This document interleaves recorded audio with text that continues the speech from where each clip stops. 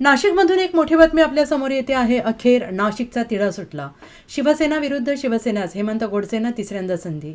राज्यात गेल्या महिनाभरापासून लक्ष लागलेल्या नाशिकच्या जागेचा तिढा अखेर सुटला असून नाशिकची जागा आपल्या पदरात पाडण्यात शिवसेनेला यश आलेलं आहे। नाशिक लोकसभेसाठी राष्ट्रवादी काँग्रेस आग्रही होता। त्यातच राष्ट्रवादीचे नेते आणि मंत्री छगन भुजबळ यांनी सुद्धा या जागेवर दावा केला होता। मात्र काही केल्या उमेदवाराची घोषणा होत नसल्याने छगन भुजबळ यांनी पत्रकार परिषद घेऊन या जागेवरील आपला दावा सोडत असल्याचं जाहीर केलं। विशेष म्हणजे बुधवारी भाजपा नेते गिरीश महाजन आणि छगन भुजबळ यांच्यात बंद दाराआड 1 तास चर्चा झाली। त्यानंतर नाशिक लोकसभेसाठी आज महायुतीच्या उमेदवाराची घोषणा करण्यात आली। अखेर विद्यमान खासदार शिवसेनेच्या हेमंत गोडसेंना नाशिकमधून उमेदवारी जाहीर करण्यात आली।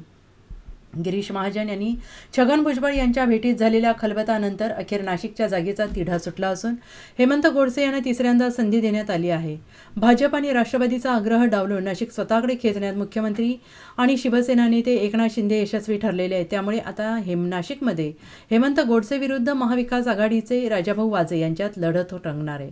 आत्तापर्यंत महाविकास आघाडीच्या राजाभाऊंनी प्रचाराची एक फेरी पूर्ण केली आहे।